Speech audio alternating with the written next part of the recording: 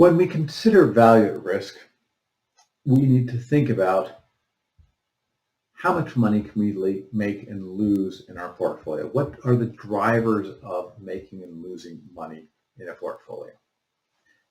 It's easiest to think about that if we put a trade into our portfolio. So I am going to sell 1,000 put options, strike of 100, maturity in 1 year. So this is my portfolio. If I think broadly about this portfolio, we can think about what are the risk factors. What are the Greeks that we have? We have a delta, it's a positive 363, a gamma, negative 17.85, a vega, negative 375, a rho, 407, and a theta of 5.31. So what does that mean? The delta and gamma are related to changes in the asset price. So if this is our asset price, if the change in the asset price for small movements, if the price goes up, the delta is what we're going to make money from our delta. Not quite as much money because of the gamma, but we're generally going to make money. Volatility, we're short options. The vega is negative, so if volatility increases, we lose money. Volatility decreases, we make money. We've got a rho, that's our profit and loss due to a change in interest rates. So when interest rates increase, we make money. And theta is the change of time. We're not going to worry about the theta for just a moment. So basically, as the asset moves around, if the stock goes up, we make money. The stock goes down, we lose money. Volatility increases, we lose money. Volatility decreases, we make money. Interest rates go up, we make money. Interest rates go down, we lose money. So those are our three variables. If we think about what might happen in the world, those are the three things that affect this portfolio. So we have the asset price, we have the volatility of that asset price, and we have our interest rates. Value at risk is going to work as follows. We are going to simulate what might happen to those parameters: asset price, volatility, and interest rate. We're going to make an assumption about those parameters in this spreadsheet, which is they are all log normally distributed. Or log normally distributed means that returns are normally distributed. We make the returns normally distributed, and we can assign a correlation between them. So for every parameter, we need a volatility of that parameter, and we need some correlation between them. So this spreadsheet, when it calculates value at risk, is going to simulate our variables and see what happens. It's going to use something called a Monte-Carlo simulation, which means that simply it's going to simulate the variables, it's going to re-evaluate the portfolio according to those changes, and it's going to keep track of this. It's going to do this over and over again. And again, value at risk works off of a percentile. And so in our case, the percentile might be the 95th percentile. So it's going to look at all of those possible outcomes. It's going to choose the 95th percentile, worst one, and that's going to be our value at risk. So next we will talk about how that works in the spreadsheet. So if I go to my value at risk tab in the spreadsheet, you will see the parameters, the underlying asset, the volatility of that underlying asset, and the interest rate. They're all log normally distributed, so we have to specify a volatility of each of them. The volatility of the underlying, the volatility of the volatility, and the volatility of the interest rates.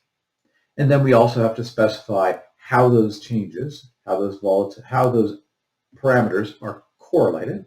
So right now in my spreadsheet, I have a 60% correlation, positive, between the underlying asset and the volatility of the underlying asset. Typically, for a stock market, we expect this to be negative, although that does not have to be the case. We have a volatility between the underlying asset and the interest rate. In this case is 0%. And we have a correlation between the underlying asset and the interest rate, 0. And we have a correlation between the volatility of the asset and the interest rate, again set to 0. Finally, in our spreadsheet, we have a couple more inputs. We have a percentile, what value at risk are we interested in, a number of days. So this is the 1 day 95th percentile value at risk that we're going to compute, and a number of simulations. The more simulations you do, the more accurately you can calculate this number, but it takes longer. Often we will run, say, 10,000 simulations to get an approximate number of what the value at risk should be. The bottom part of the spreadsheet allows us to see how this sampling works. Every time we recalculate the spreadsheet, we see a new sample, spot, volatility of the spot, risk-free interest rate. So if I recalculate the spreadsheet, a possible sample of values given these distribution assumptions in 1 day would be the spot's 100.37, volatility 20.88, interest rates 4.86. We can recalculate that: 98.51, 19.61, 4.58. Again, we've made an assumption in this version that the underlying asset and the volatility of the underlying asset is about 60% correlated, which means that if the stock goes up, in general, so does the volatility, or if the stock goes down, then in general, so does the volatility. So we set our number of simulations, we set our parameters, we set the market information for our simulation, we click the button, and it will simulate the value at risk. So I'm going to go ahead and run our simulation, again making this assumption that the correlation between the underlying asset and the volatility of the underlying asset is 60%. I will pause the video because this might take a little while. We are doing 100,000 simulations. I would guess that's about a 5-6 minute simulation. So I'll click Simulate. You'll see at the bottom of the tab, it will tell you it's running simulations. It will tell you which simulation it's on, and that will work until we get to 100,000. So I'm going to pause the video right now, and we'll bring it back once this simulation is completed. If you recall, I just left you running a value at risk simulation. So if I go back to the beginning of my spreadsheet, I will see I've got a portfolio in my sheet. This is, if I look at my European option tab, short 1,000 put options with a strike of 100 maturing in 1 year. If we recall, the delta is a positive 363. It's got a negative gamma, we're short the option. A negative vega, again, short the option. Positive rho, we make money if interest rates go up, and so on. So we can look at the value at risk. I just ran a simulation. We're calculating the 95th percentile 1 day value at risk. We did 100,000 simulations. The volatility of the asset is 20%. The volatility of the asset is 100%. The volatility of the interest rate is 100%. The correlation between the asset and its volatility is positive 60%. The correlation between the asset and interest rates is 0%. The correlation between the volatility of the asset and interest rates is also 0. And we ended up with a value at risk of $619. So what this means is that 95% of the time, the P&L on our portfolio is bigger than negative $619, or 5% of the time we lose more than $619. Now this depends on this volatility parameter.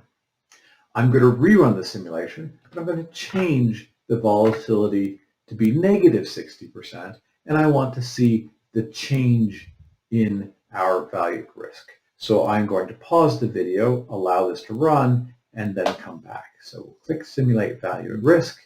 You can see that it's running simulations, and I will pause and come back when it is finished. Okay, so we've just come back. We have run the value at risk. We changed the value at risk from positive 60% to negative 60%, and we see the value at risk has increased significantly. Now let's think about why that is the case. So let's look at our portfolio again. look at this portfolio summary. This is a position with short put options. The delta is positive. The vega is negative. Right now, we have a negative correlation in our spreadsheet. We look at the value at risk. We can see that negative correlation. So we changed from a positive 60% to a negative 60% and saw a significant increase in value at risk. Let's think about which direction is bad when the stock moves. This is our delta and gamma. Delta dominates, so we've got a positive delta. So when the stock falls in value, we lose money. Now, when the stock falls in value, that correlation does what? That correlation is negative. So when the stock falls in value, in general, the volatility increases. We lose money because of our delta and our gamma. We lose money when the stock falls in value, but then we lose even more because of volatility increasing because of that vega. So this is a position, because of our correlation being negative 60%, our losses due to the stock moving are compounded by the losses due to the volatility moving. Now, if we think about it with a positive 60% correlation, well, what happens? Again, when the stock falls in value, we lose money. But in this case, when the stock falls in value, the volatility decreases. The volatility decreases. We have a negative vega, means we make money. So if the correlation were positive in this particular position, the money we lose from stock price movements is offset by money we gain by volatility movements. Now, what's interesting is this depends, again, the relationship between delta in this case and vega in this case depends on our position. If we change our position, let's clear this position, let's put in a short call option this time, we'll see that the delta and the vega have the same sign. Now, if the correlation were positive, losses due to the stock this time increasing would be compounded by the fact that volatility is also likely to increase and we lose even more money. If the correlation were negative, then we would see losses, again due to that stock increasing, would be offset because volatility we would expect to decrease. And so there's an interplay here in our value at risk and the various risk factors. And sometimes those risk factors interplay in a way which increases our overall risk, and sometimes they interplay in a way which decreases risk. They offset. In this last video on value at risk in our spreadsheet, I want to think about one more thing. What happens when we hedge and reduce the risk in our portfolio? So I currently have a position in my spreadsheet which is short put options. The put options have a maturity of 1 year and a strike of 100. These put options have a delta of 363, a vega of negative 375, and a rho of 407. We have already calculated the value at risk on the last tab in our spreadsheet. We've calculated the value at risk assuming a negative correlation between the underlying asset and the volatility of the underlying asset. That's given us a value at risk of 1197. I'm going to copy that number into my spreadsheet so I have it to remember. So this is our old value at risk. This is our 1-day 95th percentile value at risk computed using a Monte-Carlo simulation with 100,000 simulations. Now what I'd like to do is reduce the risk of the portfolio. I will reduce the risk of the portfolio by hedging the delta. So I go back to my summary tab. The delta is 363.17 shares.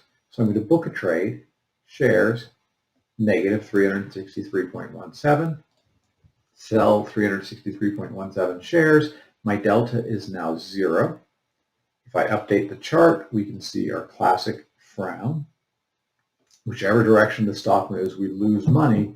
But we now don't really care which direction the stock moves. We can see a little bit in our chart that the market going down is a little bit worse than the market going up, but not by much. So this portfolio should have less risk than the previous portfolio where we did not hedge the delta. So I want to calculate the value at risk and see that that actually happens. So I'm going to go back to my value at risk tab. I'm going to click the simulate VaR, and I will pause the recording and start it up again once it has finished. So I'll click the simulate VaR. At the bottom here you can see the simulations running, and we'll pause and come back in just a second. So I have just finished calculating the value at risk, running the simulation. It took about 5 minutes, 6 minutes on my computer, my laptop.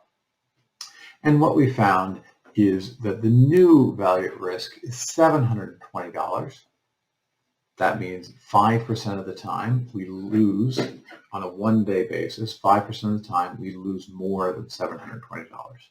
When we had not hedged our delta, the value at risk was nearly $1,200. So what that means is this measure, value at risk, gives at least some sense of how risky a portfolio might be. It gives a good relative measure. Intuitively, hedging the delta in a portfolio should reduce risk, and the value at risk shows that.